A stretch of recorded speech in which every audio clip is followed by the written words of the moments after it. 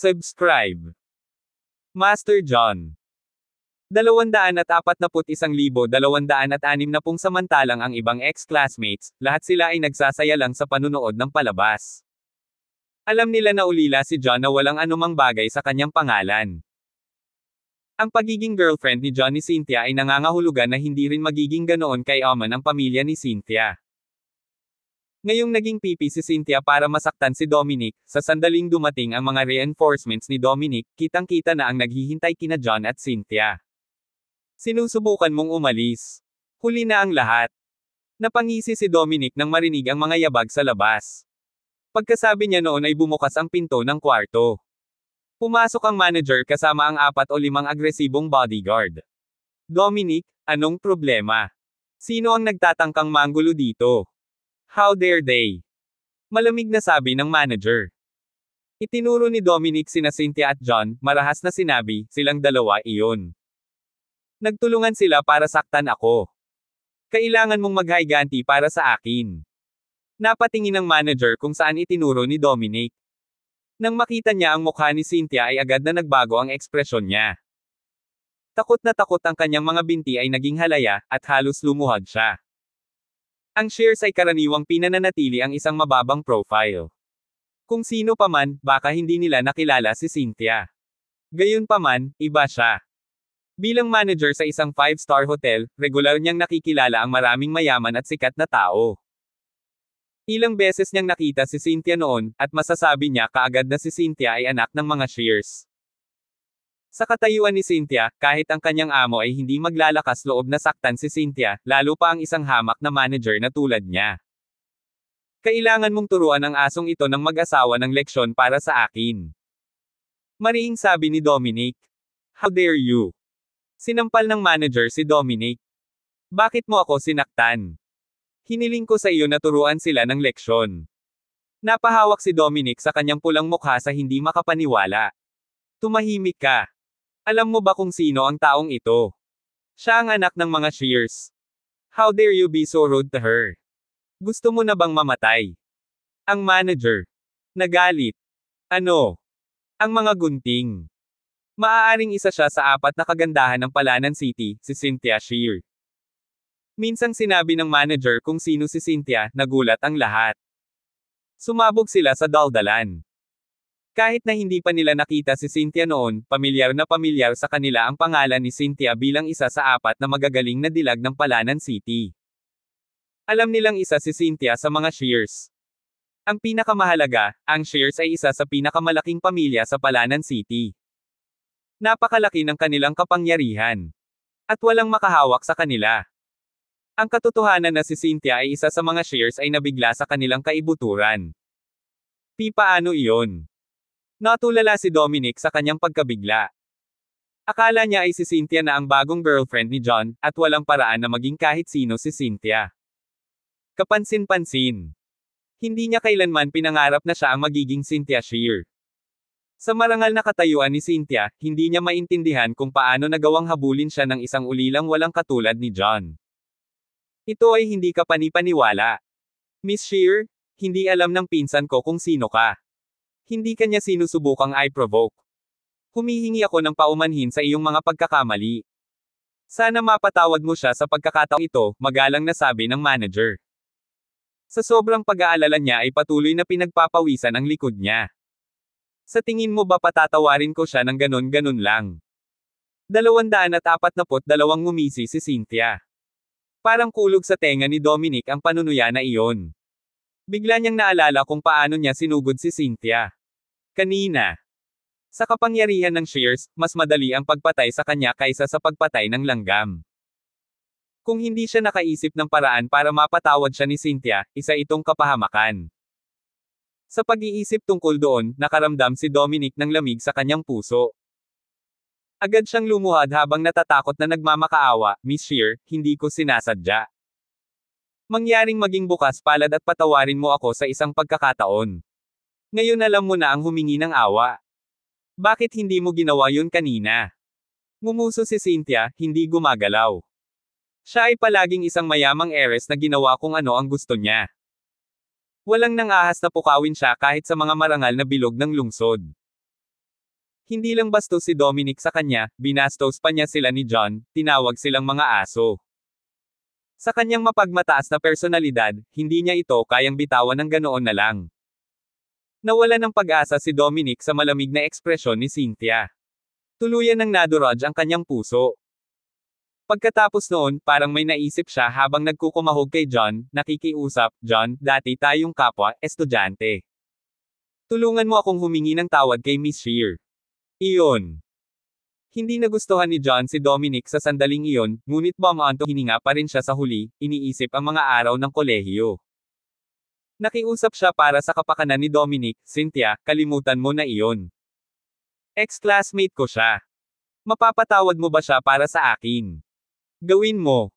Ikaw. Sa tingin mo ay ganoon kahalaga. Inilibot ni Cynthia ang kanyang mga mata. Noong kasama niya ang Shears, pinagaling ni John ang kanyang lola. Ito ay isang bagay na labis niyang ipinagpapasalamat. Gayunpaman, dahil ninakaw ni John ang kanyang Blue Star of the Sea, nagkaroon pa rin siya ng ilang mga opinyon tungkol kay John. Iyon. Hindi inaasahan ni John na napakaliit ng kanyang halaga at medyo nakaramdam siya ng awkward. Sa pagtingin sa malungkot na tingin ni John, hindi napigilan ni Cynthia ang sarili na matawa. Tinukso lang niya si John at wala siyang ibang ibig sabihin. Walang paraan na baliwalain niya ang kahilingan ni John kung gaano kalaki ang naitulong ni John sa kanilang pamilya. Pagkatapos noon, tumingin siya kay Dominic, malamig na sinabi, ang swerte mo sa pagkakataong ito. Para sa kapakanan ni John, ililibre kita. Kung hindi, mabubulok na ang maruming bibig mo. Salamat sa awa mo, Miss Shear. Si Dominic ay tila napakitaan ng matinding awa habang pinupunasan ang pawis sa kanyang noo, sa wakas ay naglakas loob na tumayo. Medyo nakaramdam siya ng saya na nagawa niyang umiwas. Sako na. John, alis na tayo. Hinatak ni Cynthia ang braso ni John at tumalikod na para umalis. Tumingin si John kay Janice, ngunit hindi ito umimik. Matapos ang paghila ni Cynthia, alam niyang hindi na matutuloy ang pagtitipon na ito. Balak niyang yayain si Janice na sumama sa kanya, pero naalala niyang nandoon pala siya para makipag-usap sa negosyo. Isa pa, mahirap intindihin ang personalidad ni Cynthia, kaya nagpa siya siyang hindi iyon. Pagtingin kay John at Cynthia na umalis, sa wakas ay natigilan ang lahat sa kanilang pagkagulat. Alam nila ang background ni John. Siya ay isang ulila na walang anumang bagay at kahit isang divorcee. Gayunpaman, ang isang taong kasing haral ni Cynthia ay nakatutok sa isang tulad ni John. Ito ay hindi kapanipaniwala. Siyempre, medyo marami sa kanila ang na-realize na maaaring hindi girlfriend ni John si Cynthia, at nagkamali lang sila ng pagkakaintindi. Gayunpaman, hindi alintana kung sila ay nasa isang relasyon o hindi, ito ay isang katotohanan pa rin na si John ay malapit kay Cynthia. 243 sa kapangyarihan ng Shears, walang limitasyon ang kinabukasan ni John hanggat nakakapit siya sa kanila. Sa pinakakaunti, mas mahusay siya kaysa sa mga regular na tao tulad nila. Bigla silang nakaramdam ng panghihinayang. Kung alam nilang may kaya si John, dapat sinubukan nilang magpabor kay John. Kung papalakihin ito ni John sa hinaharap, maaaring may nakuha sila. Gayunpaman, huli na sila. Sa isa pang silid, kumain sina John at Cynthia habang pinag-uusapan ang kanilang pagtutulungan. Naging maayos ang lahat. Matapos pag-usapan ng ilang mga detalye, pinirmahan nila ang kontrata. Matapos maayos ang lahat ay umalis na silang dalawa sa hotel. Sa labas ng hotel, minamaneho ni Cynthia ang kanyang paboritong kotse habang patungo siya sa tirahan ng Shears. Hindi niya napansin ang dalawang itim na SUV na dahan-daang sumusunod sa kanya. Nang nasa mas liblib na kalsada sila, ang SUV na nasa likuran niya ay tila biglang nawala ng kontrol ng tangkaing i-overtake siya, na bumangga sa sasakyan ni Cynthia. Laking gulat ni Cynthia. Pinara niya ang preno at naiwasan niyang matamaan. Gayunpaman, nauwi pa rin siya sa pagliko sa halaman ngunit sa kalsada. Gayunpaman, salamat sa kanyang mabilis na reflexes, nagawa niyang maiwasan ang anumang pinsala. Kasuklam-suklam. Medyo kumalma si Cynthia bago siya lumabas ng sasakyan na galit na galit. Sa sandaling iyon, dalawang binata ang lumabas sa itim na SUV. Marunong ka din ba mag-drive?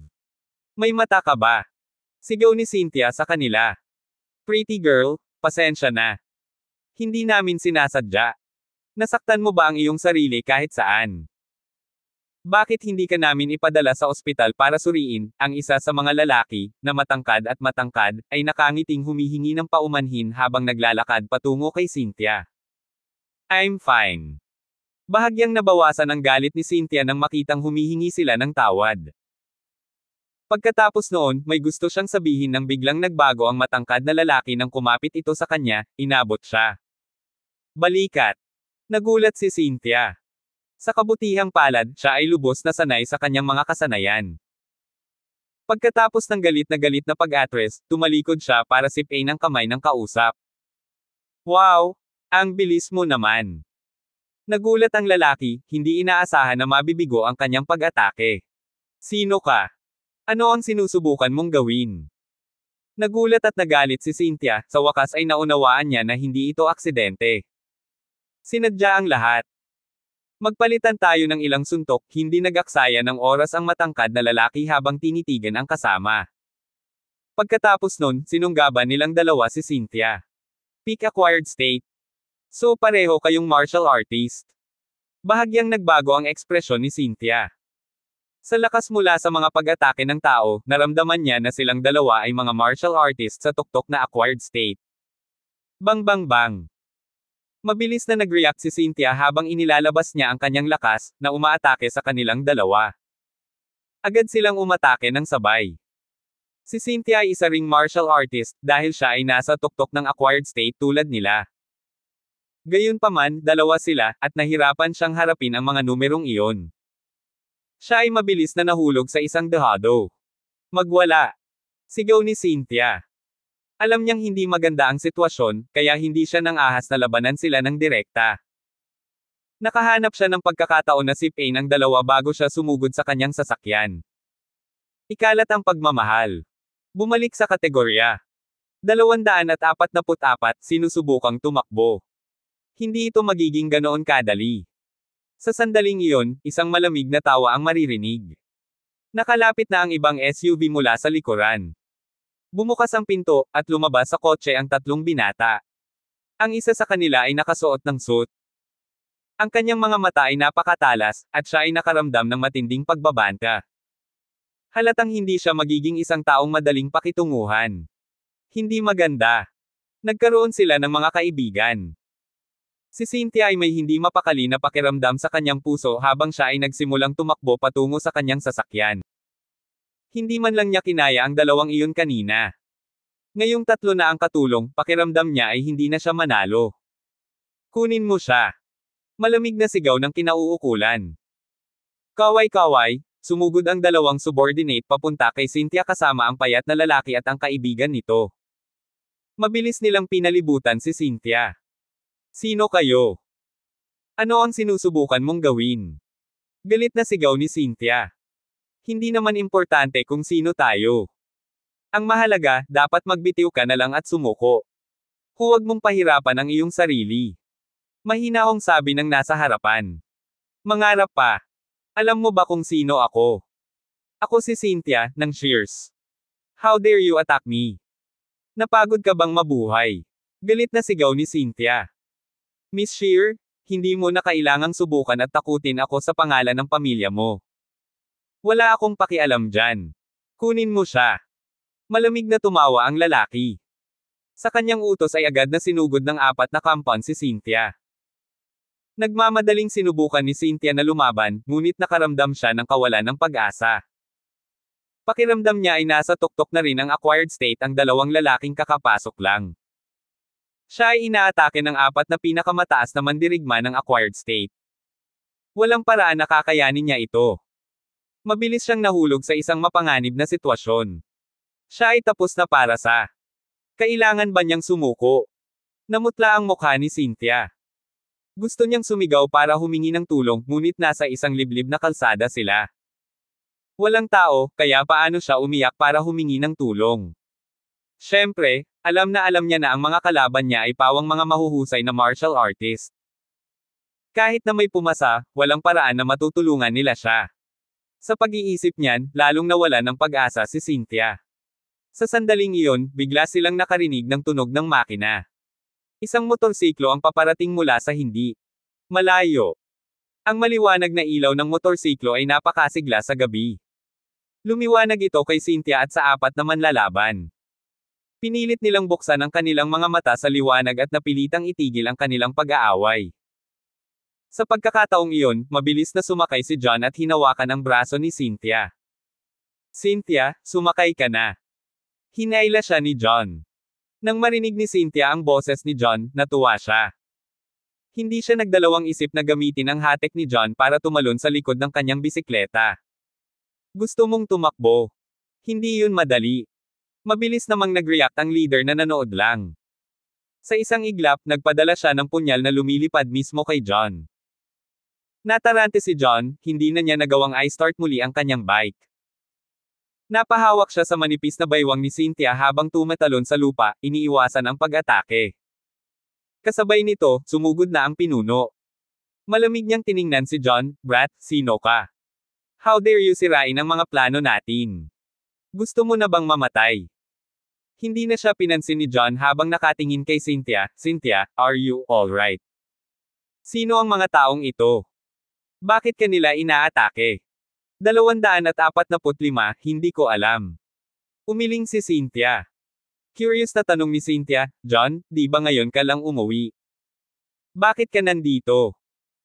Naku, noong papalabas na ako ng hotel, nakita ko na ang dalawang sasakyan na iyon ay parang nakasunod sa iyo, kaya nagpa siya akong sumunod, maikling paliwanag ni John. No wonder, si Cynthia ay may hitsura ng realisasyon. Pagkatapos nito, mabilis niyang napagtanto na ang sitwasyon ay apurahan. Hindi ito ang oras para kausapin si John. So, she said, in a panic, John, napakalakas ng mga taong ito. Lahat sila ay nasa tuktok na acquired state. Pipigilan ko sila, tumakbo ka. Naglakad si Cynthia sa harap ni John. Noong kasama si John sa Shears, saglit siyang nakipagpalitan ng suntok kay John at alam niyang maaaring isa itong martial artist. Gayunpaman, si John ay hindi gumamit ng anumang tunay na enerhiya, kaya naisip niya na ang antas ni John ay napakababa pa rin. Marahil siya ay nasa initial o intermediate na yugto lamang ng acquired state, ito ay malayo sa kanyang mga kakayahan. Hindi siya tugma sa kanila, at hindi rin magiging kapaki-pakinabang si John. Dadalhin lang nito si John sa walang kabuluhang kamatayan. Walang kahulugan iyon. Hindi pwede, hindi ko ugali na iwan ang mga kasama ko para mamatay. Agad naman itong tinanggihan ni John. Nang malaman na silang apat ay peak acquired state martial artists mula kay Cynthia, lumingon ang kanyang ekspresyon. Seryoso. Medyo naantig si Cynthia nang marinig niya na ayaw siyang iwan ni John, pero galit na galit din siya. John, pwede bang tumigil ka na sa pagiging tanga? Hinihiling ko sa iyo na tumakas para sabihin mo sa aking lolo at magpadala siya ng mga tao upang iligtas ako. Kung hindi ka pupunta, mamamatay tayong dalawa dito ngayon. Naiintindihan ko ang gusto mo, pero hindi maganda ang sitwasyon ngayon. Sa oras na makakuha ako ng mga reinforcement, huli na ang lahat. Umiling si John, ayaw pa ring umalis. Mas mabuti pa kaysa mamatay tayong dalawa dito. Inis na sabi ni Cynthia. Pareho tayong mamamatay dito. Maaaring hindi iyon ang kaso. Mahinahong ngumiti si John. Pagkatapos niyang makipagpalitan ng suntok kay Leopard noong nakaraan, nalaman niyang nasa advanced acquired si Leopard. Estado. Ang mga kalaban sa harap niya ay mas malakas kaysa sa Leopard, at mayroon silang isang kalamangan sa numero. Kung noon pa man ay wala na siyang laban sa kanila. Gayunpaman, nalampasan niya ang ilang mga bottleneck ilang araw na ang nakalipas, at naabot niya ang advanced na phase ng meditation. Mula sa intermediate meditation phase, ang kanyang kakayahan ay tumaas. Malakas man ang mga kalaban nila, baka hindi nila siya matalo. Grabe naman ang skills mo. Wala ka pa sa level ko. Paano ka naniwala? Hindi ka pani-paniwalang nadismaya si Cynthia, ngunit wala siyang magawa sa katotohanang tumanggi si John na umalis. Nagsayang ba kayong dalawa ng oras? Nakatingin kay Cynthia at John na nag-uusap sa pagtakbo, parang walang pakialam ang dalawa sa kanila. Madilim ang mukha ng pinuno habang nakatingin kay John. Brat, wala akong pakialam kung sino ka. Dahil gusto mong mamatay, pagbibigyan kita ng hiling mo. Puntahan mo sila. Kumaway ang pinuno, agad namang umatake ang apat. Nanatili siyang nakatayo sa likuran, hindi umaatake. John, umalis ka na. Pilit na tinulak ni Cynthia si John patungo sa kanyang bisikleta. Nipatikip siya ng ngipin at dumiretso sa pinuno. Kailangan niyang ilabas ang ulo ng ahas. Napansin ni Cynthia na hindi man lang inaatake ang pinuno, kaya naisip niya na marahil ito ay isang strategist na hindi ganoon kalakas. Kung nagawa niyang ibagsak siya ng mabilis, baka mabaligtad niya ang tubig. 246 na of course, she planned for the worst as well. Hindi man niya nagawang masupol ang kanyang kalaban, hanggat nagawa ni John na makatakas at makontak si Shears, malamang na hindi maglalakas loob ang kanilang mga kalaban na hawakan siya. Alamin ang iyong lugar. Ngumisi ang pinuno habang sinuntok si Cynthia ng hindi kapani-pani walang lakas, na tumama sa atake ni Cynthia. Boom! Sa matinding sagupaan, hindi gumalaw ang pinuno. Sa halip, pinalipad si Cynthia habang mabigat na bumagsak sa lupa. Og! Nang bumagsak siya sa lupa, niluwa ni Cynthia ang isang subo ng dugo. Intermediate, innate state. Laking gulat ni Cynthia, hindi pinansin ang kanyang mga sugat. Noong nag-away sila kanina, naramdaman niyang hindi lang sa initial innate state ang kalaban niya, kundi sa intermediate innate state. Ang ganoong uri ng kasanayan ay maglalagay sa kanya doon bilang isang tunay na dalubhasa sa mga nakababatang henerasyon sa Palanan City 1. Cynthia, ayos ka lang. Nagulat si John sa nakita. Agad niyang iniwasan ang mga pag-atake ng apat pa nang sumugod siya mismo kay Cynthia. Idiot, bakit hindi ka tumakas? Hindi ka pani-pani walang nadismaya si Cynthia. Gusto niyang hiwalayan si John sa sandaling iyon. Sinadya niyang itulak si John para bigyan ng pagkakataong makatakbo si John. Gayunpaman, sinayang ni John ang napakagandang pagkakataon. Halata kung gaano siya galit. Aalis ako ngayon din. Agad na tumalikod si John at tumakbo patungo sa halamanan. Hindi siya tumakas kanina dahil ayaw niyang iwan si Cynthia mag-isa. Pakiramdam din niya ay kakayanin niya ang apat na pick na acquired state martial artists. Matapos tingnan ang napakalawak na kakayahan ng pinuno, napagtanto niyang minamaliit niya ang mga ito. Kahit na hindi niya alam kung gaano kalakas ang pagiging nasa intermediate innate state, pakiramdam niya ay bahagyang mas masahol pa ang kanyang kakayahan kaysa sa lalaking iyon. Kung mag-isa silang humarap, baka hindi niya matalo ang pinuno. Ang lalaki ay mayroon pang apat na subordinate sa tuktok na acquired state. Matatalo siya kung magkatrabaho sila. Kung tama si John, iisa lang ang pinanggalingan ng Sage Arts at Martial Arts. Ang dalawa sa kanila ay nagkaroon lamang ng kaunting pagkakaiba sa mga antas. Ang isang yugto ng Sage Arts ay katumbas ng dalawang yugto sa Martial Arts. Sa kanyang kasalukuyang advanced meditation phase, malamang na siya ay nasa pagitan ng una at intermediate na yugto ng innate state. Magagawa niyang talunin ang isang initial innate state martial artist, ngunit matalo sa isang intermediate innate state. Huwag mong hayaang tumakbo yang brat na yan. Malamig ang tingin ng pinuno sa kanyang mga mata habang nag-uutos kaagad sa kanyang mga nasasakupan. Mabilis na nag-react ang apat. Sumugod silang lahat kay John. Ang mga gilid ng kalsada ay napuno ng makakapal na puno. Baka sa mukha ni John ang takot habang sumusugod sa mga puno. Paikot-ikot habang umuusad siya.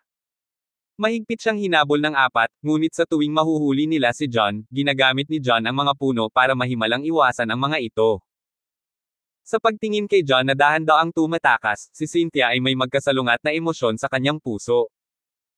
Kahit na siya ang humiling kay John na tumakas, babae pa rin siya sa huli. May mga hiling siya at ayaw niyang makitang iniwan siya ni John ng walang emosyon. Bumalik sa kategorya. 247 ang mas nakakatuwa pa ay ang paulit-ulit na sinasabi ni John na hindi niya ito pababayaan. Gayunpaman, biglang tumakas si John kaysa sa isang kuneho. Kahit apat na peak acquired state martial artists ay hindi makahabol. Halatang halata ang mararamdaman niya. Kayong apat na tanga. Hindi mo man lang maabutin ang isang regular na tao. Anong silbi ng kasama kita? Galit na galit ang pinuno. Wala man lang siyang naramdamang totoong enerhiya kay John, ibig sabihin ay hindi martial artist si John. Ang tanging posibilidad ay tumakbo si John ng mas mabilis kaysa karaniwan. Mukhang may gagawin ako. Nagpipigil ng galit ang pinuno habang tumatalon pasulong, agad na hinabol si John. Ang kanyang mga kasanayan ay higit na malakas kaysa sa kanyang apat na subordinate. Sa isang iglap lang ay mabilis niyang naabutan. Brat, bumaba ka. Ngumisi ang pinuno habang humahampas sa hindi makapaniwalang pananakot na mabilis na umatake kay John. Ah!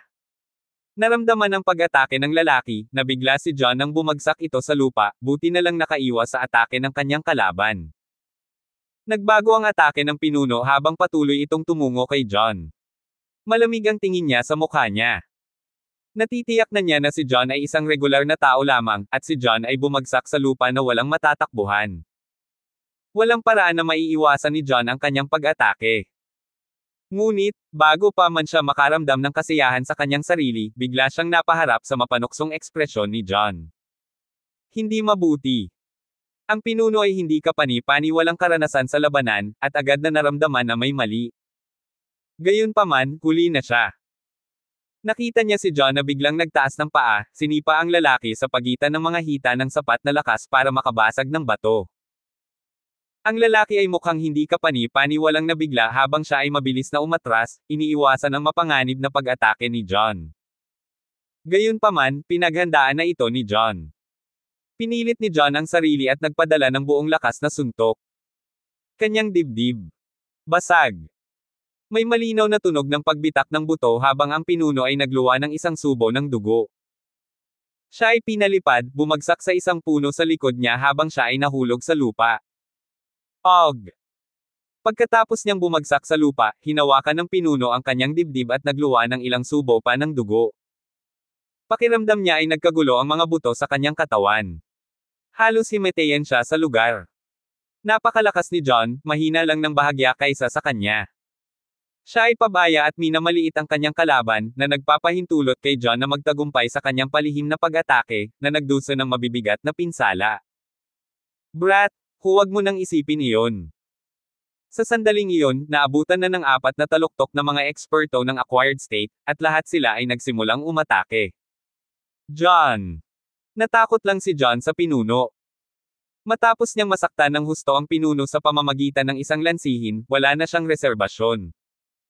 Direktang hinarap niya ang mga pag-atake ng apat na lalaki. Ang pinakamataas na acquired state ay isang antas lamang ang layo mula sa paunang innate state, ngunit ang agwat sa pagitan ng dalawa ay napakalaki. Kahit na 7 o 8 peak na acquired state martial artist na nagtutulungan ay karaniwang hindi makakatalo sa isang paunang kalaban ng innate state. Higit pa rito, ang mga kasanayan ni John ay nasa itaas na ng paunang innate state, at medyo malayo lang sa intermediate innate state. Paano magiging katapat niya ang apat na peak na acquired state martial artists? Sa isang iglap lang ay tuluyan ng natalo ang apat na martial artist. Hindi na nila kayang lumaban. Hindi maganda. Ang taong ito ay isang paunang eksperto sa innate state. Nahulog kami sa kanyang mga panlilinlang ngayon lang. Ang apat na martial artist ay nagulat at nagalit, sa wakas ay naunawaan ang sitwasyon. Gayunpaman, noon pa man. Huli na. 248 bangbang. Sinasamantala ang pagkagambala sa kanila, naglunsad ng ilang pag-atake si John. Tinalo ang kalaban sa harap sa isang suntok bago sipin ang isa pa. Nasira niya ang mga ito sa isang iglap. Ang dalawang natitira ay napagtanto na sila ay nasa isang masamang lugar, at galit na umatras, makitid na umiiwas sa mga pag-atake ni John. Sa sandaling iyon, nagawa na ng sugatang pinuno na pilitin ang sarili na tumayo. Nang makitang napagdesisyonan na ang sitwasyon, alam niyang hindi na nila may pagpapatuloy ang pakikipaglaban kay John. Sa mga kakayahan ni John na lumampas na sa unang innate state, hindi kayang talunin ng kanyang mga nasasakupan si John. Brat, tatandaan kita. Sisiguraduhin kong babayaran mo ako ng 10 beses sa susunod. Tara na. Tinitigan ng masama ng pinuno si John habang desidido itong nag-utos na umatras. Pagkatapos noon, tumakas ang apat na peak na acquired state martial artists. 2 sa kanila ang tumulong sa pinunong lubhang nasugatan habang ang 2 naman ay nakabantay sa kanilang likuran. Pagkatapos noon ay mabilis silang tumakas sa lugar. Nagplano si John na tugisin sila, ngunit hindi siya kumpiyansa na matatalo niya sila. Kung desperado ang mga kalaban, baka hindi na siya manalo. Isa pa, si Cynthia ay nasugatan ng pinuno. Nag-aalala siya para sa mga pinsala at kaligtasan ni Cynthia. Pagkatapos ng ilang sandali ng pag-aalinlangan, nagpasya siyang huwag ituloy ang mga ito at tumalikod. Sa pagkakataong iyon, baka sa mukha ni Cynthia ang gulat, hindi makapaniwala sa kanyang mga mata. Nasugatan ni John ang pinuno sa isang suntok bago natalo ang apat na pinakamataas na eksperto sa acquired state. Nakita niya ang lahat. Naisip niya na si John ay hindi sanay at mas mahina kaysa sa kanya. Noong una, wala siyang pag-asa kay John. Gayunpaman, hindi niya akalain na gagamit si John ng isang suntok para harapin ang pinuno. Ang mga kasanayang iyon ay hindi bababa sa higit sa paunang innate state. Gaano kalakas? Kaya hindi lang sanay na doktor si John, kundi sanay din sa martial arts. Minamaliit ko siya. May kumislap sa mga mata ni Cynthia. Ang Shears ay isang sinaunang martial arts na pamilya at palaging hinahangaan ang malakas. Dahil sa Blue Star of the Sea, nagkaroon siya ng mga mapanuksong opinyon kay John bago ito. Kahit na isang bihasang doktor si John, hindi pa rin siya masaya. Gayunpaman, pagkatapos niyang masaksihan ang kamangha-manghang mga kasanayan ni John, siya ay hindi kapani-pani walang humanga. Ang mga negatibong opinyon niya kay John ay biglang nawala. Cynthia, kamusta ang mga sugat mo? Ayos ka lang. Lumapit si John at nag-aalalang nagtanong. Ayos lang ako, may internal injuries lang ako. It's nothing too bad, umiling si Cynthia, medyo namumula. Inakala niya na pinabayaan siya ni John na mamatay para makatakas siya, ngunit mali ang paghusga niya sa kanya. Mapagkakatiwalaan si John. Wala siyang planong iwan siya. Mabuti naman at ayos ka na, nakahinga ng maluwag si John. John, salamat, salamat sa iyo sa pagkakataong ito, nakangiting nagpapasalamat si Cynthia. Isang hindi maipaliwanag na pakiramdam ang bumangon sa puso niya. Walang kinalaman si John sa bagay na ito, ngunit inilagay ni John sa panganib ang sarili niyang buhay alang-alang sa kanya. Siya ay labis na naantig, at nagsimula siyang magpahalaga kay John ng higit na mataas. Hindi na kailangan magpasalamat. Magkaibigan tayo, hindi mo kailangang maging magalang, nakangiting sabi ni John. Kahit medyo matigas ang ulo ng personalidad ni Cynthia, tapat at prangka ang kanyang personalidad. Kapag nahaharap sa panganib, ang una niyang iniisip ay siguraduhing makakatakas siya. Simula pa lang noon, na-appreciate na niya ito. At top of that, both of them just sealed a deal, kaya nakita na niyang kaibigan si Cynthia. 249, magkaibigan. Tama ka, magkaibigan tayong dalawa. Natigilan si Cynthia noong una, pero ngumiti siya pagkatapos. Ang kanyang ngiti ay hindi kapani-pani walang nagliliwanag at nakakaakit. Ito ay malungkot sa tuktok. Dahil ang mga Shears ay may kayamanan at kapangyarihan, at si Cynthia ay lumaki bilang kanilang treasured na anak na may walang kapantay na hitsura, hindi siya nagkulang sa mga taong humahabol sa kanya, ngunit wala siyang maraming tunay na kaibigan. Kahit na ang kanyang mga kaibigan ay halos naglalayon para sa kayamanan ng mga Shears. Gayunpaman, iba si John. Kahanga-hanga ang mga kasanayan ni John sa medisina, at pinagaling ni John ang kanyang lola nang hindi humihingi ng anumang kapalit. Hindi lang iyon, inilagay ni John ang kanyang buhay sa linya para iligtas siya ngayon, hindi man lang siya gustong iwan para makatakas ng alam niyang hindi siya mananalo. Siya ay isang mahusay na karakter. Tinanggap niya agad si John bilang kaibigan. Pagkatapos nito, tinawagan niya ang kanyang lolo at sinabi sa kanya ang tungkol sa kanyang inaatake. Galit na galit si Benedict nang marinig iyon, at agad na pinapunta ang ilan sa mga eksperto ng kanilang pamilya. Pareho silang nandoon para tingnan ang eksena kung makakahanap sila ng anumang mga pahiwatig at doon din para protektahan si Cynthia mula sa anumang iba pang pag-atake. Nakita ni Harvey si John nang magmadali itong lumapit sa mga lalaki. Nalaman niyang iniligtas ni John si Cynthia, at kinatawa ng mga Shears sa pasasalamat kay John.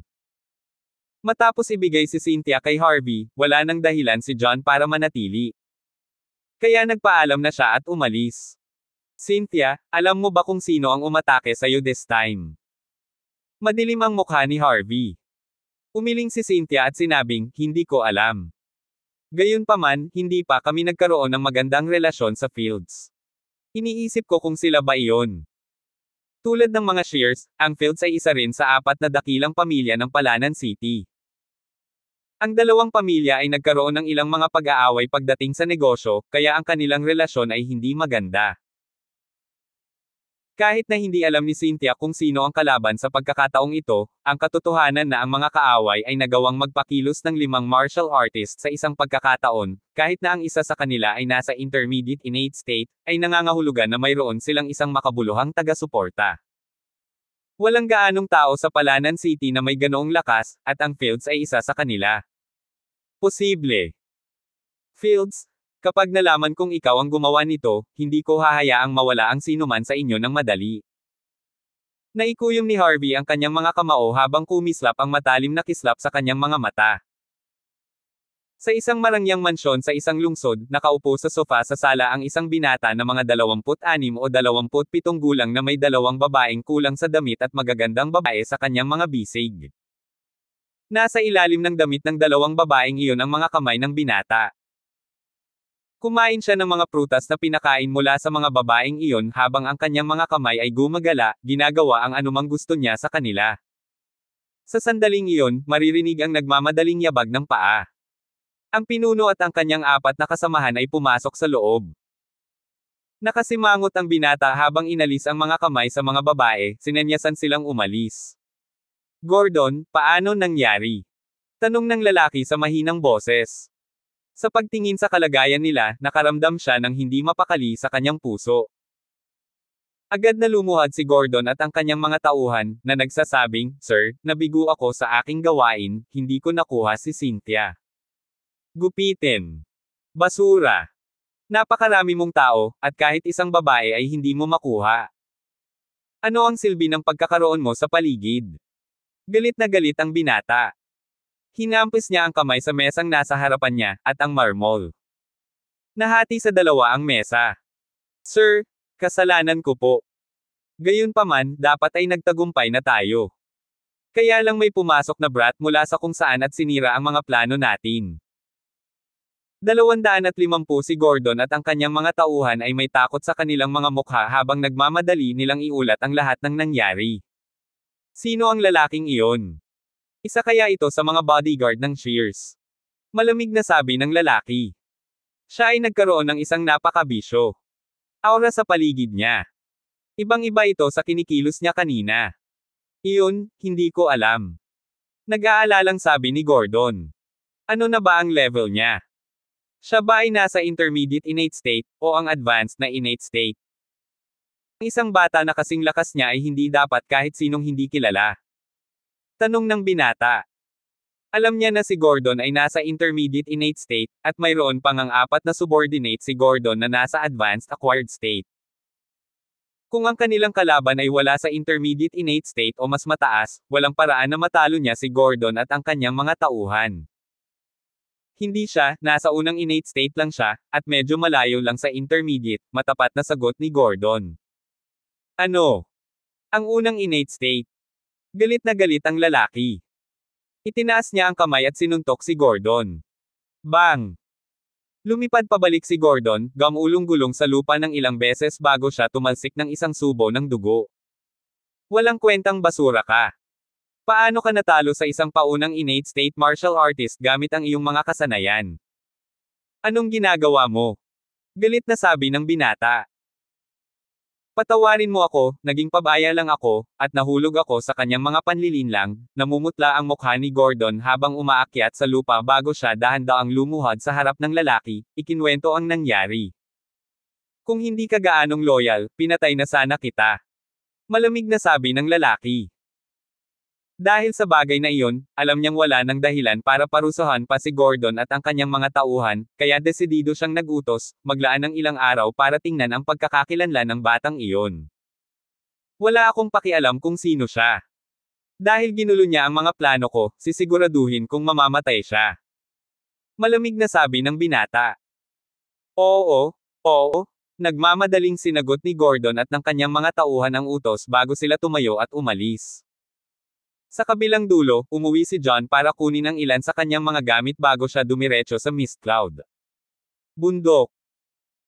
Natapos na niya ang paghawak sa bagay gamit ang mga panggamot na materyales, kaya kailangan niyang mag-ipon ng maraming hamog sa umaga na may espiritual na enerhiya pagkatapos nito upang matiyak ang maayos na proseso ng paggawa.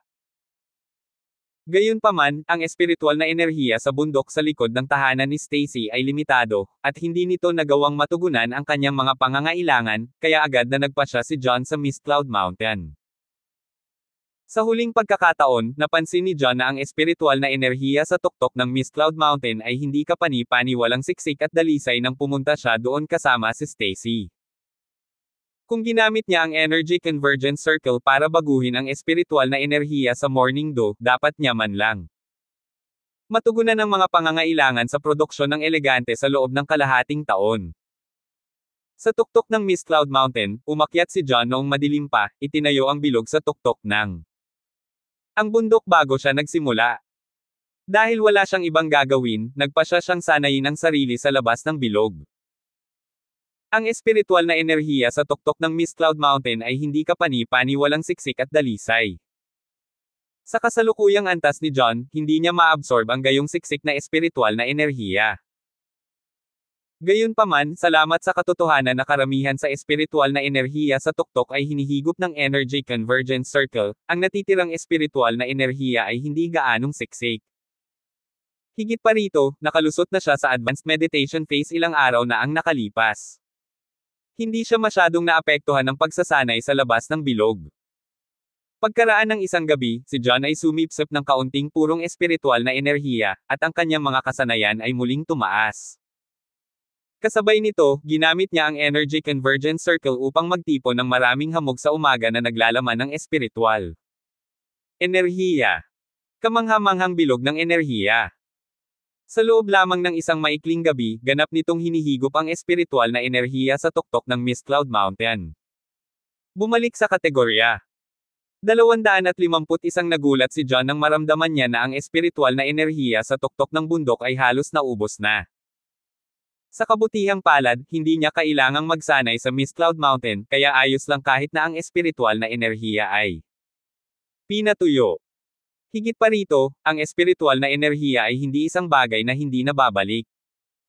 Wala pang 3 buwan, mababawi ang espiritual na enerhiya sa tuktok ng Mist Cloud Mountain. Ang hindi paggamit nito ay isang basura lamang. Matapos maipan ang hamog sa umaga, nagsimulang umalis si John sa bundok. Ngayong nakipag-usap na siya sa pagbili ng mga materyales at hamog, malulutas na rin ang mga problema sa produksyon. Ang pinakamahalagang bahagi ng mga produktong iyon ay ang hamog. Binalak ni John na pangalanan ang umaga na hamog na espiritu ng hamog. Siya ang magiging tanging tao na may kakayahang gumawa ng mga ito, tulad ng kung gaano karaming mga produktong pagkain ang may eksklusibong mga supplier. Sa ganoong paraan, hanggat kinokontrol niya ang espiritu ng hamog, walang ibang mga kumpanya ng kosmetiko ang maaaring subukan at gayahin ang kanilang mga produkto. Titiyakin nito na ang kumpanya ay nagpapanatili ng isang eksklusibong hawak ng mga produkto nito, na lubos na makikinabang sa pag-unlad ng kumpanya sa hinaharap. Malamang na hindi magtatagal para magamit ng kumpanya ang mga eksklusibong kosmetiko na iyon para tumalon sa hanay ng mga high-end na brand o kahit na mga internasyonal na tatak. Sa kumpanya, tinawag ni Stacy si John sa kanyang opisina. Pagdating ni John, binigyan ni Erwin ng work report si Stacy. Pagkatapos ng ulat ni Erwin, nagtanong si John, "Miss Young, ano pong kailangan nyo sa akin dito?" "Naku, tanungin ko lang sana kayo kung kumusta na ang production ng mga cosmetics. Ang huling batch na ipinadala sa week group ay nawasak. Sana walang maging problema sa batch na ito," sabi ni Stacy. Unang batch pa lang ng kumpanya sa week group ay nagdulot ng mga ganitong problema, at ang week group ay naghihintay pa rin ng mga produkto, kaya medyo nababalisa si Stacy. "Magre-report na sana ako tungkol sa usapin. Ang pabrika ay nangangailangan ng mas maraming materyales at espiritu ng hamog. Nahawakan ko na ang spirit do. Tungkol naman sa pagbili ng herbal na gamot, kagabi. Babanggitin na sana ni John ang kanyang kasunduan sa Sheer Group, ngunit pinutol siya ni Erwin bago pa man siya makatapos. "Miss Young, procurement ang trabaho ko. Huwag mag-alala, mayroon akong ilang koneksyon sa Life Pharmacy. Gagawin ko ang aking makakaya upang mabilis na mahawakan ang mga materyales.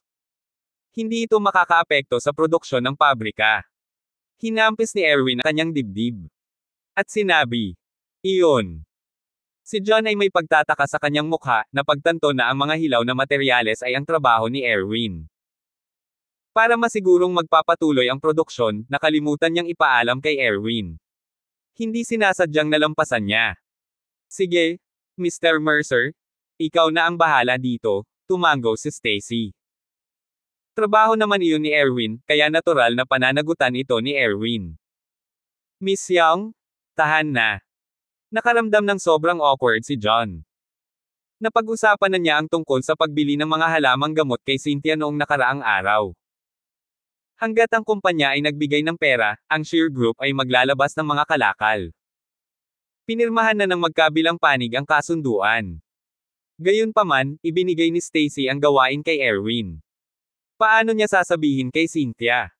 "John, ano ba? May kailangan ka pa ba para sa production?" Curious na tanong ni Stacy. "Iyon, hindi talaga tungkol sa produksyon, kundi sa mga herbal na gamot," sumakit ang ulo ni John. Hindi niya alam saan magsisimula. Kung tutuusin, nagkaroon na siya ng conflict kay Erwin 2 araw na ang nakakaraan matapos makialam sa production, at kinuha pa ang responsibilidad ni Erwin sa huli. 252 kapag nalaman ni Erwin na sumobra siya at nakialam din sa pagkuha, magagalit si Erwin. "Ano ba talaga ang gusto mong sabihin? Bakit ka ba nag-aalangan?" Kakaibang tumingin si Stacy kay John, hindi niya maintindihan ang sinubukang gawin ni John. "Gusto kong sabihin na ang Shear Group ang pinakamalaking provider ng mga herbal na gamot sa Palanan City. Dapat tayong maghanap ng trabaho sa kanila. Hindi na kailangang makipagtulungan sa Life Pharmacy," inipon ni John ang lakas ng loob na sabihin. Pataas. Hindi man niya ganoon kagusto si Erwin, masama pa rin ang loob niya na patuloy siyang sumobra at inaalis ang mga responsibilidad ni Erwin.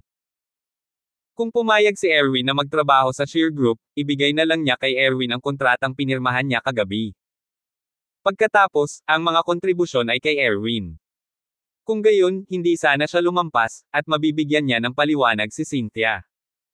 "Sigurado kang naglalagay ng mga bagay ng basta-basta.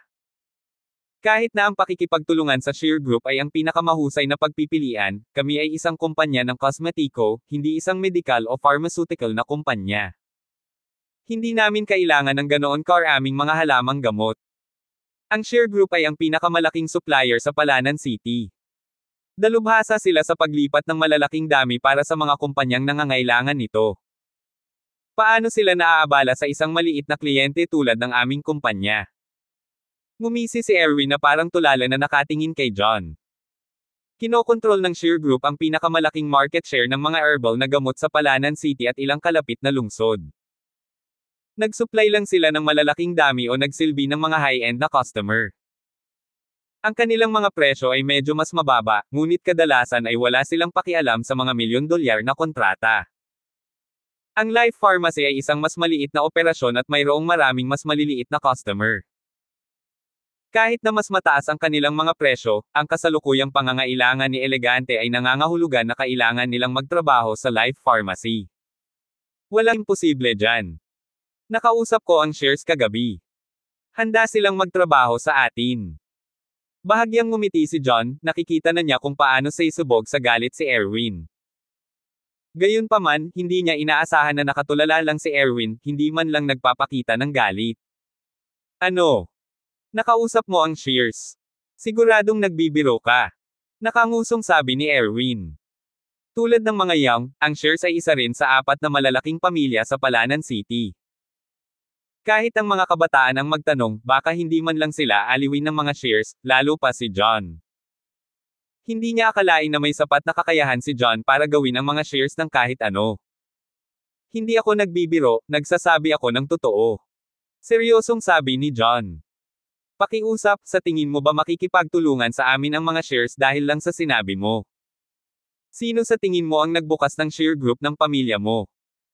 Napangiti si Erwin. Isipin mo. Ay! Gawin. Pagkatapos noon, parang may naisip siya, tama, muntik ko nang makalimutan. Sa panahon ng pagdiriwang, sinabi ni Ella na ang imperial na berdeng kwintas ay ibinigay sa iyo ng mga shears. Mukhang malapit ka sa kanila.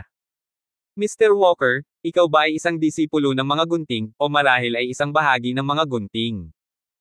Bakit hindi shear ang pangalan mo? Kakaiba.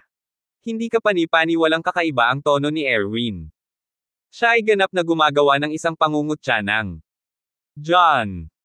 Mr. Mercer, maaaring hindi ako bahagi ng shears, ngunit pumayag silang magtrabaho sa amin. Pumirma na nga tayo ng kasunduan, mahinahong sabi ni John. Oh, ganoon ba? Alam ng lahat kung paano magmayabang, ngunit tiyak na kamangha-mangha ka dito. Dahil sinabi mo ang kasunduan. Nakapirma na, pagkatapos ay ilabas ito at ipakita sa amin. Gusto kong malaman kung saan mo nakuha ang lakas ng loob mo. Erwin. Natatawa. 253, talagang maipapakita ko sa iyo ang kasunduan, ngunit kailangan muna nating tumaya. Mahinahong sabi ni John. Anong taya? Tanong ni Erwin. Hindi ka naniniwalang may kasunduan ako sa shear group, di ba? Kung nagawa kong gumawa ng kasunduan, huwag mo akong kagatin. Alam ni John na nalampasan niya ang kanyang mga responsibilidad, kaya't iniingatan niya ang sarili mula kay Erwin. Ayaw niyang magalit si Erwin at kagatin siya sa likod. Bakit naman kita kakagatin ng walang dahilan? Baliw ka. Hindi ka pani-paniwalang umasim ang ekspresyon ni Erwin. Akala niya ay sinubukan siyang kutsain ni John. Sige, ikaw na mismo ang nagsabi. Huwag mong balikan ang iyong mga salita. Tuwang-tuwa si John. Tamang-tama si Erwin dito. Kinawian ito ni Erwin, ayaw niyang mag-aksaya ng oras kay John. Sabi niya, paano kung hindi mo magawa ang kasunduan? Kung gayon, magagawa mo ang lahat ng gusto mo. Marihing sabi ni John. Sige, deal.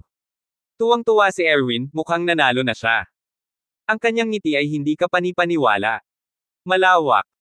John, nakuha mo ba ang kontrata o hindi? Itigil ang pag-urong ng oras. Inis na pinandilatan ni Stacy si John. Alam niya na ang Elegante ay hindi isang pharmaceutical company, kaya hindi nila gaanong kailangan sa mga herbal na gamot. Sa yaman at kapangyarihan ng mga shears, hindi sila mag-abala sa pakikipagtulungan sa Elegante Group. Alam na alam niya ang background ni John. Siya ay hindi isang kapansin-pansin, at walang paraan na siya ay nauugnay sa mga shears. Hindi niya akalain na magagawa ni John na ilipat ang shares maliban kung ito ay isang himala. Ako, ang kontrata ay narito na. Kinuha ni John ang kontrata sa kanyang bag at iniabot kay Stacy. Tiningnan ni Stacy ang dokumento, at ang kanyang mukha ay puno ng hindi makapaniwala, why nakuha mo talaga ang pakikipagtulungan ng shear group? Ano? Nagulat si Erwin nang marinig iyon. Dali-dali niyang tinignan ang mga dokumento at natigilan siya. Sa lugar. Paano ba ito posible? Napatulala si Erwin. Hindi niya akalain na makukuha talaga ni John ang kasunduan. Pakiramdam niya ay nagsimulang manginig ang kanyang mga paniniwala. Tama kaya si Ella sa pagdiriwang na piging?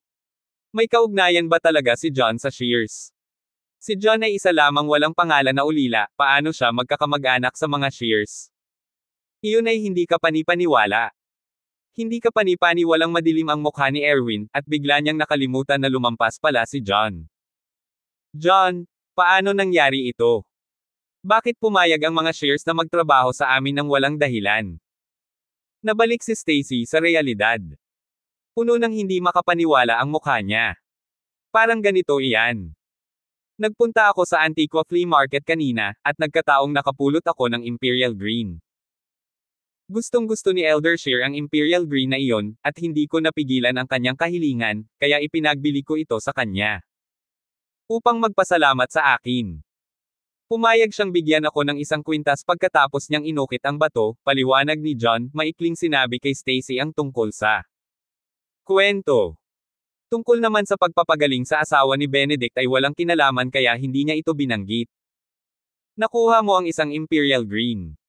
Hindi ka lang ba napakaswerte? Nagulat si Stacy.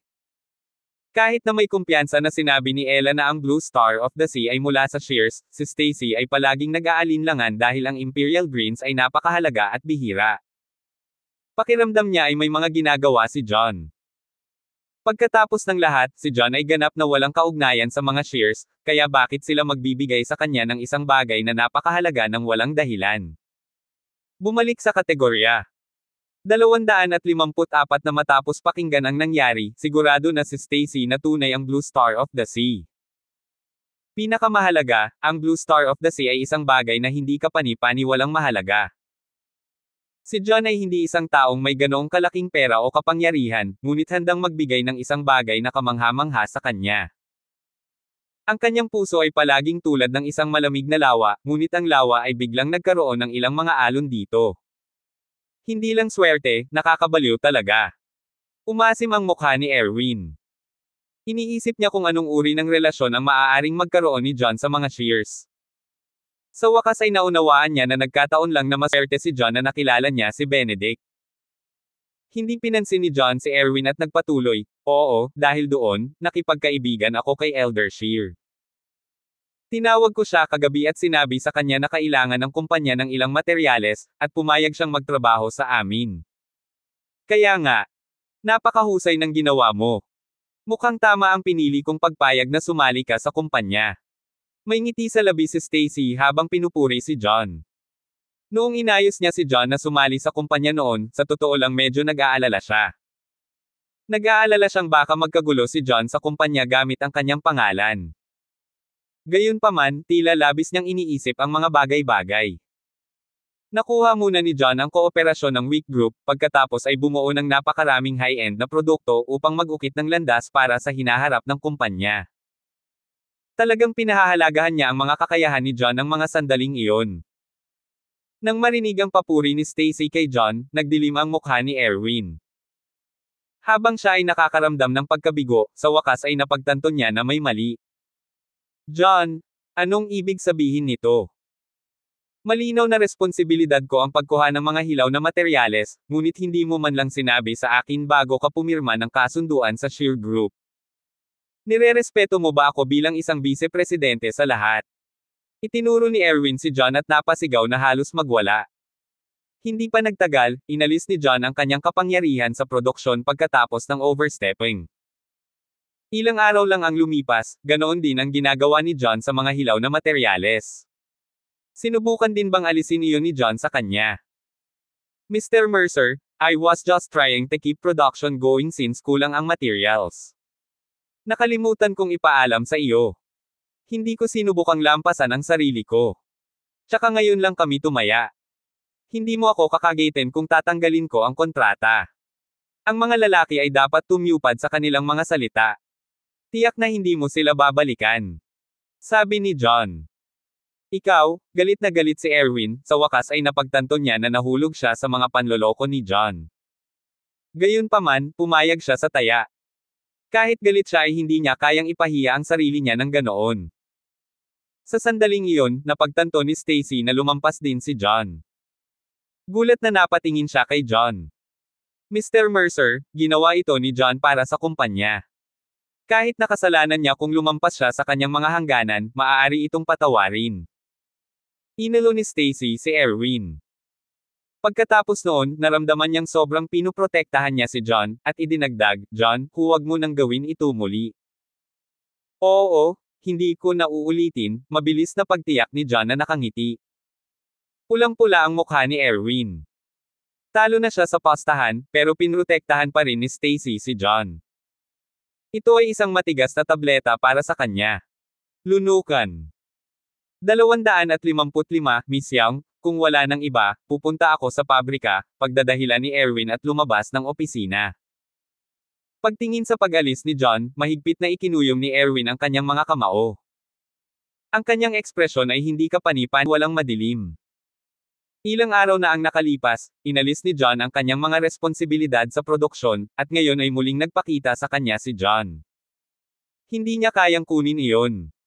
"Mr. Mercer, bumalik ka na sa trabaho." Mahinahong sabi ni Stacy. Pakiramdam niya ay walang paraan si Erwin na malaya sa pananagutan tungkol sa plano ni Michael laban kay John, kaya hindi na niya pinapahalagahan si Erwin. "Miss Young, may mga bagay na hindi ko alam kung dapat kong sabihin." Nag-alinlangan si Erwin bago tumigil. "Ano ito?" Sabihin mo lang sa akin, nakataas ang kilay ni Stacy, nag-iisip kung ano ang kinukuha ni Erwin. Miss Young, alam kong gusto mong sanayin si Mr. Walker. It's just that he's way too ambitious. Hindi naman siguro magandang bagay na palakihin mo siya ng ganyan. Erwin. Sabi. Ambisyoso. Imposible yan. Alam na alam ko ang karakter ni John. Hindi siya ganoon ka-ambisyoso. Sabi ni Stacy. Nakatira siya sa iisang bubong ni John, at matagal silang magkasama. Hindi kaya niya alam kung paano si John. Ay! Maaaring may mga bagay na gusto si John, ngunit tiyak na hindi siya isang taong mapaghangad. Walang sigurado sa mundo. Siya ang kasalukuyang namamahala sa aming pinakamalaking kliyente, at kinokontrol din niya ang produksyon. Gayunpaman, hindi pa rin siya nasisiyahan, at sinusubukang makuha ang kanyang mga kamay sa pagkuha. Kung hahayaan mo siyang magpatuloy, magkakaroon siya ng maraming kapangyarihan. Kapag nangyari iyon, baka maabyutin ka pa. Mahinahong sabi ni Erwin. Hindi mo kailangang ibaluktot ang katotohanan ng ganyan. Ang katotohanan na may kakayahan si John ay mabuti para sa aming kumpanya. Bakit may pakialam siyang gawin sa akin? Hindi ka pani-paniwalang hindi nasisiyahan si Stacy. Alam niya ang sama ng loob ni Erwin kay John, kaya walang paraan para maniwala siya kay Erwin. Hindi ka makasigurado. Kung si John lang, hindi siya makapangyarihan. Walang paraan na gagawa siya ng anumang mga trick. Gayunpaman, nagtatrabaho na siya sa Shear Group at may relasyon sa kanila. Ang apat na malalaking pamilya ng Palanan City ay palaging nakikipagkumpetensya sa isa't isa. Walang mga kaibigan sa pagitan nila, lamang. Benepisyo. Ang aming kumpanya ay napakahusay sa ngayon, at maaari kaming lumaki sa isang malaking kumpanya sa hinaharap. Kung may pagbabago ng puso si John kapag mas malaki ang kanyang kapangyarihan, maaaring makipagtulungan siya sa shares para lumunin ang kumpanya natin. Ngumisi si Erwin. Iyon. Biglang natahimik si Stacy. Ang mga Young at ang shares ay walang gaanong alitan pagdating sa negosyo, ngunit ang apat na malalaking pamilya ay pantay-pantay sa kapangyarihan at palaging nakikipagkumpetensya sa isa't isa. Lahat sila ay gustong lampasan ang 3 pang pamilya para maging pinakadakila. Ang mga Young ay walang pagbubukod. Ang Elegante Group ay isang kumpanya sa ilalim ng Youngs. Kung ang kumpanya ay talagang nagtagumpay na maging malaki sa hinaharap, ito ay magiging sanhi ng lakas ng ekonomiya ng mga Young, na tumalon sa tuktok. Sa parehong ugat, ang Elegante Group ay isang matamis na piraso ng karne din sa shares. Alam na alam ni Stacy na, kahit na kontrolado niya ang buong shares ng kumpanya, ang pinakamalaking kliyente ng kumpanya pati na rin ang eksklusibong supplier ng mga cosmetics at marami pang iba. Talagang hawak ni John ang maraming napakahalagang bagay sa kanyang mga kamay. Kung masyado siyang umasa kay John, hindi magiging mahirap para kay John na makipagtulungan sa shares para lumunin si Elegante kung ipagkanulo siya nito. Ikalat ang pagmamahal. 256, imposible yan. Siguradong hindi ako pagtataksil ni John. Hindi siya yung tipo ng tao para gawin yon. Malamig na sabi ni Stacy, mabilis na pinawi ang kanyang pagdududa. Karamihan sa mga kamakailang hindi kapani-paniwalang pag-unlad ng kumpanya ay salamat kay John. Si John ay tapat na nag-aambag ng labis sa kumpanya, kaya hindi niya maaaring pagdudahan si John ng ganoon. Iniligtas pa ni John ang kanyang buhay noon. Siya ay nagkaroon ng isang mahusay na karakter. Kung hindi man lang siya nagtiwala kay John, sino pa ang magagawa? Pinagkakatiwalaan niya. Miss Young, hindi mo dapat pababayaan ang iyong bantay. Walang kahit ano ngayon si John kaya napilitan siyang umasa sa'yo. Kapag nagtagumpay siya salamat sa iyo, baka ipagkanulo ka niya, hindi sumuko si Erwin habang nagsasalita, ngunit pinigilan siya ni Stacy bago pa siya makatapos. Itigil mo yan. Erwin, hindi ko napapansinin ang mga panlalait mo kay John sa pagkakataong ito dahil malaki ang naiambag mo sa kumpanyang dalawang ito, pero huwag mo nang uulitin. Sige, bumalik ka na sa trabaho. Bulyo ni Stacy na may malamig na tingin sa kanyang mukha. Palagi niyang kinakaharap ang mundo ng negosyo ng malamig. Ang kanyang makasanayan sa negosyo ay hindi pangkaraniwan, kaya maaari niyang malaman kung sino ang tama at kung sino ang mali. Hindi siya maniniwala sa paninira ni Erwin. Iyon. Si Erwin ay may madilim na hitsura sa kanyang mukha, at siya ay nag-aatubili, ngunit umalis pa rin pagkatapos na magdahilan. Lumabas siya ng opisina, at sumilay ang nakakatakot na ngiti sa kanyang mukha. Alam na niyang si John ang dinala ni Stacy sa kumpanya, at alam niyang malaki ang tiwala ni Stacy kay John. Hindi madaling sirain ang kanilang relasyon. Gayunpaman, wala siyang pakialam.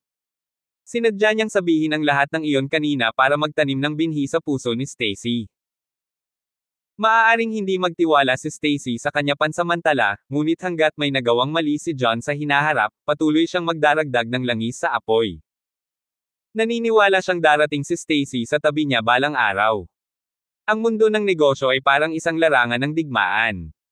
Si John ay masyadong walang karanasan upang labanan siya. Nang sumunod na mga araw, sinubukan ni John ang kanyang sarili sa paggawa ng mga pampaganda. Dahil ang problema sa Spirit Do ay nalutas, at ang Shear Group ay nagtustos ng kanilang mga materyales sa oras, ang produksyon sa pabrika ay naging napakahusay. Sa loob lamang ng ilang araw, ang unang batch ng mga produkto ay tapos na at ipinadala sa Wick Group. Inilagay ng Wick Group ang mga produktong iyon sa merkado, at naging napakahusay nito. Ang balita ay nagsimulang kumalat, at ang kanilang mga produkto ay hindi lamang tumaas ng malaki sa katanyagan, ngunit humantong din sa maraming pagbili ng masa. Sa kalaunan, ang supply ay hindi makasabay sa demand. Kasabay nito, ang Elegante Group ay pumasok sa high-end na cosmetics market at nakakuha ng maraming bahagi sa merkado. Habang tumataas ang kanilang kita, tumaas din ang kanilang mga order. Ang kumpanya ay mabilis na umuunlad. Noong isang Sabado, tinawagan ni John si Janice, at inanyayahan siyang kumain. Mula nang magkita sila sa hotel, marami nang gustong pag-usapan si Janice tungkol kay John. Agad niyang tinanggap ang imbitasyon ni John. Sa isang high-end na restaurant sa lungsod, dumating si Janice hindi nagtagal pagkatapos dumating si John. Pagtingin kay Janice, medyo namangha si John. Mukhang sinadya niyang magbihis ng maayos si Janice. Naka-light makeup siya, at napakaliwanag. Mas maganda pa siya kaysa sa huling pagkakataon. Naka-fitting shirt siya at mixing palda. Sa paligid ng kanyang magagandang binti ay isang pares ng medyas na kulay laman. Ang kanyang magandang figure ay hindi kapani-paniwalang kitang-kita.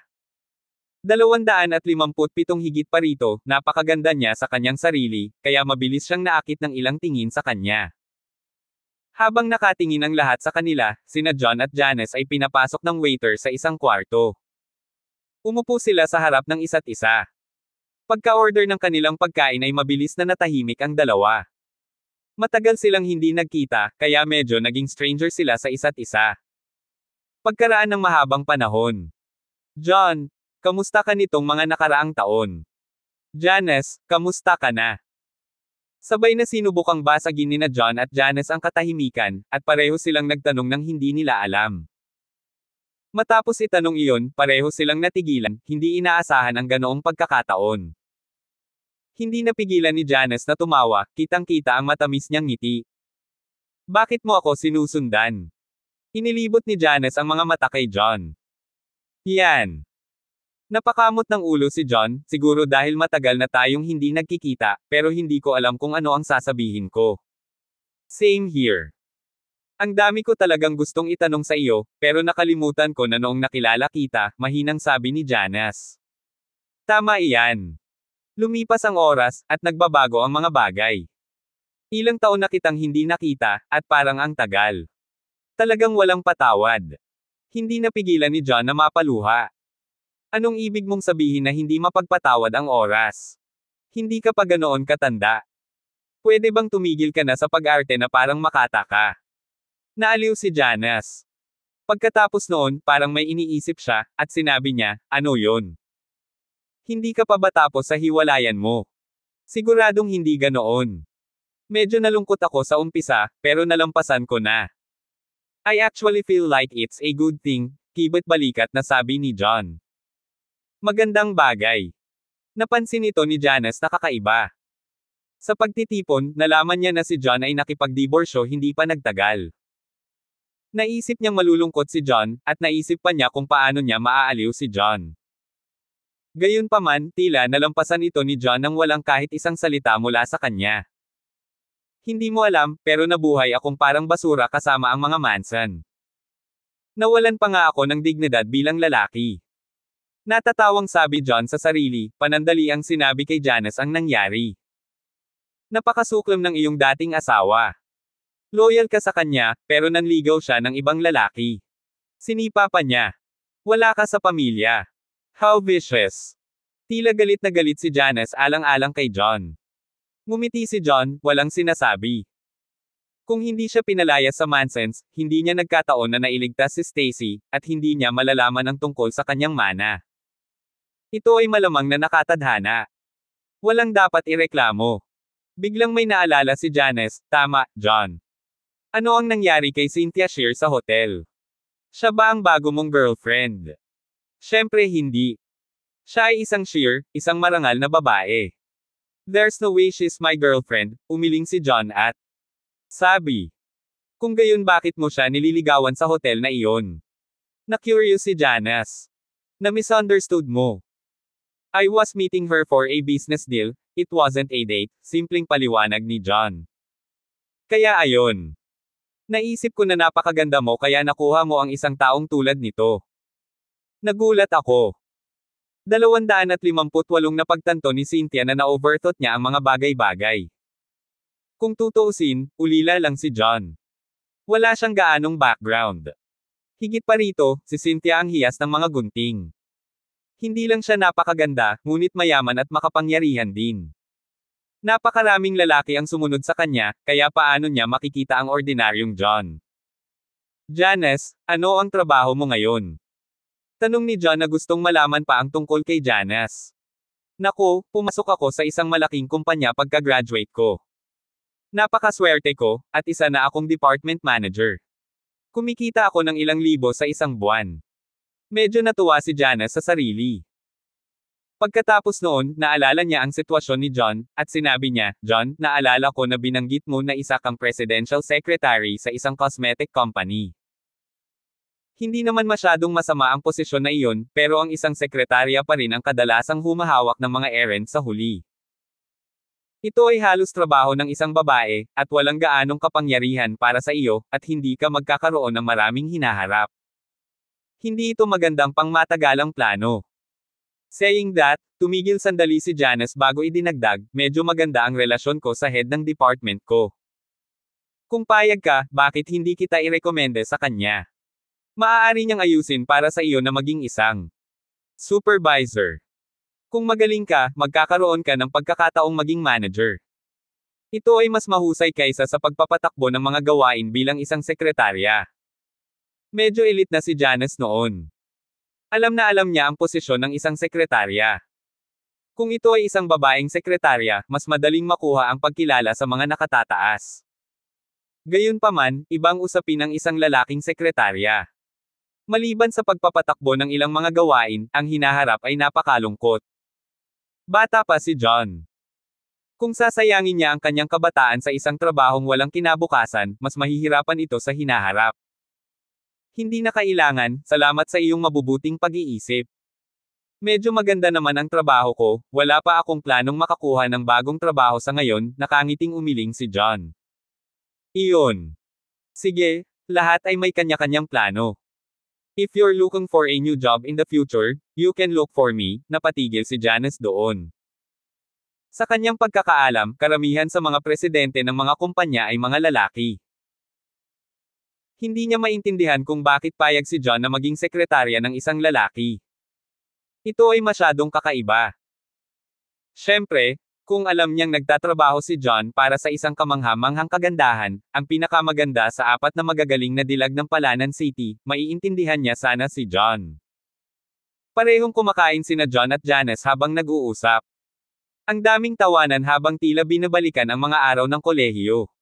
Mabilis silang lumapit, bumalik sa dati. Waiter, bill please. Pagkatapos nilang kumain, kumaway si John para sa isang waiter. Sir, hello. Ang iyong bill ay magiging $500. Magbabayad ka ba sa pamamagitan ng cash o credit? Magalang na ngumiti ang batang waitress. Ano? 500. Sobrang mahal. Nagulat si Janice. Kahit na siya ang tagapamahala ng departamento sa kanyang kumpanya na may sweldong ilang libo, $500 sa isang pagkain ay medyo masyadong maluho. Miss, isa kami sa pinakamagandang restaurant sa Palanan City. 500 is really not too expensive, magalang pa rin ang boses ng waitress, pero baka sa mga mata nito ang pagkadismaya. Noong una, nakita niya na si Janice ay mahinhin at hindi kapani-paniwalang maganda, kaya naisip niya na sina Janice at John ay mula sa isang mayamang pamilya. Gayunpaman, tila mga karaniwang tao lamang sila. Talagang hindi nila alam ang kanilang palasyo, pumupunta sa ganoon kamahal na lugar kapag wala sila pera.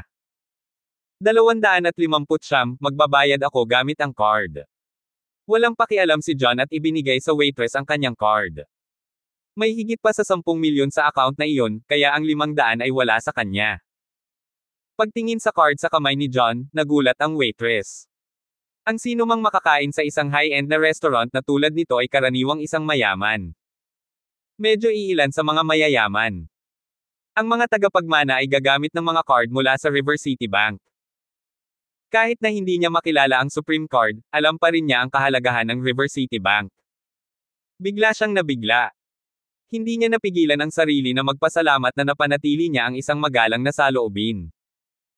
Kung may sinabi siyang nakakasakit, malamang na mawalan siya ng trabaho. John, wala ka sa ganoong kalaking posisyon sa pananalapi. Kakailanganin mo ang iyong pera para sa maraming bagay sa hinaharap. Hayaan mo akong magbayad para dito. Nagmamadaling binawi ni Janice ang card at ipinasa kay John. Pagkatapos nito, kinuha niya ang telepono at hiniling na ilipat ang pera. No need, I'm treating you this time. Paano kita mababayaran? Sa totoo lang, hindi ko talaga kailangan ng pera sa. Sandali, ibinalik ni John ang card sa waitress. Hindi mo kailangan ng pera. Huwag magbiro. Alam ko ang sitwasyon mo. Kailangan mo pa ring makakuha ng bahay, kotse, at bagong kasintahan. Lahat yan kailangan ng pera. Siguradong hindi kakayanin ng sweldo mo. Inilibot ni Stacy ang mga mata kay John. Alam niyang regular na sweldo lang si John. Hindi naman dapat ganoon kataas ang sweldo niya. Wala si John.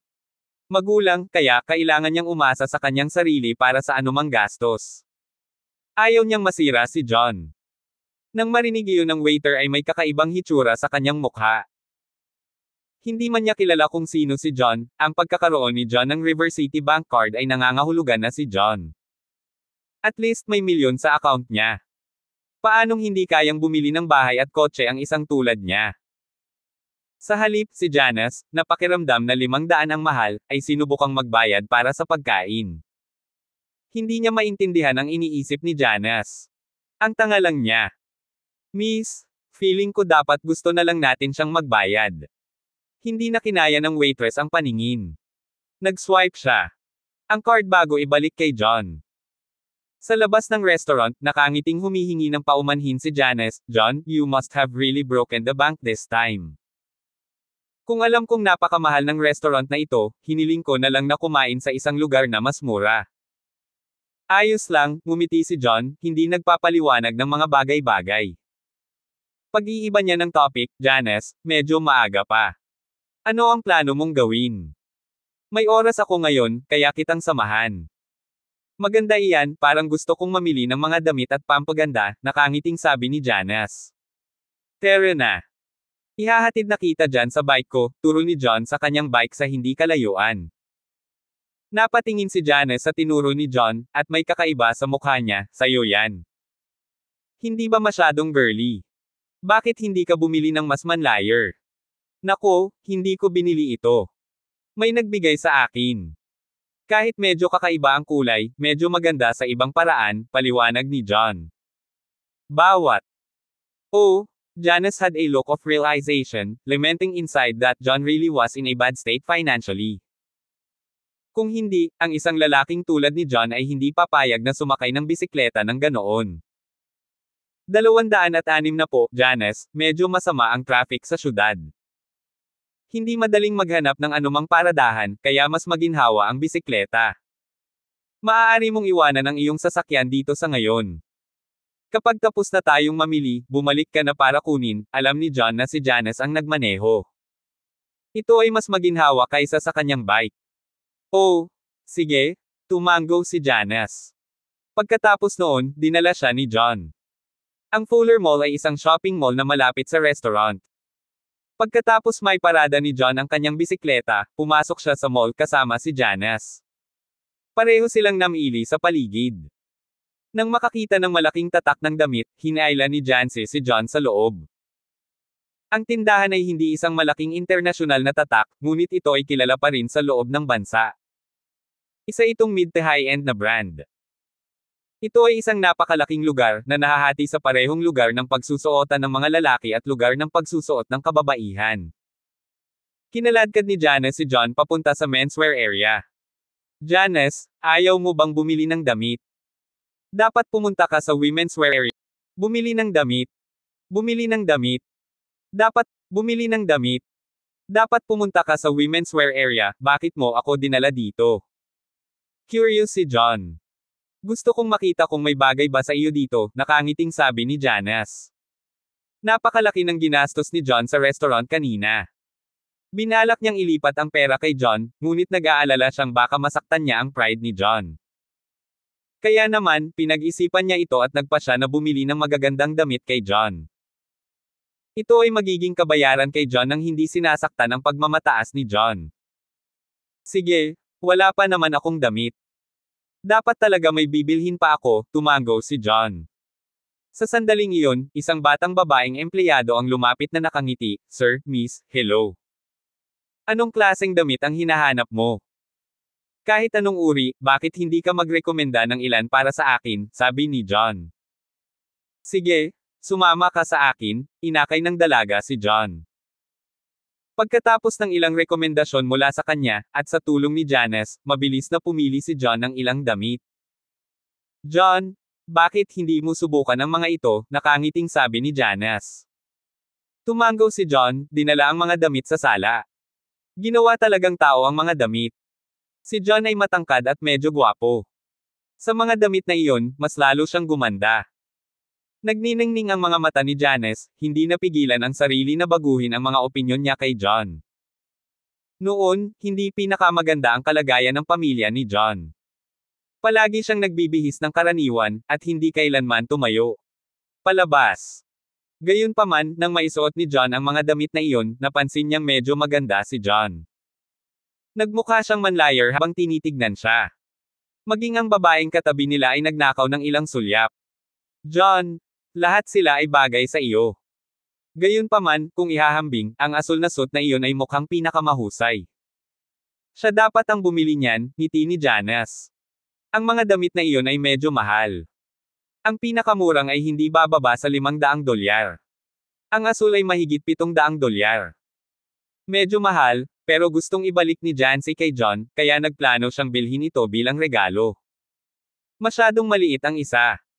I want all of this, tinuro ni John ang ilang kasuotan at casual na sabi. Ano? Nagulat si Janice. Mabilis na napawi ang kanyang ngiti sa kanyang mukha. Ang mga damit na iyon ay magkakahalaga ng 3 hanggang 4,000. Hindi man gaanong masama ang kanyang sweldo, at medyo may ipon siya, hindi niya talaga matiis na gumastos ng ganoon kalaki sa ilang damit. Salamat po at sinamahan niyo ako dito. God bless po sa lahat mga idol.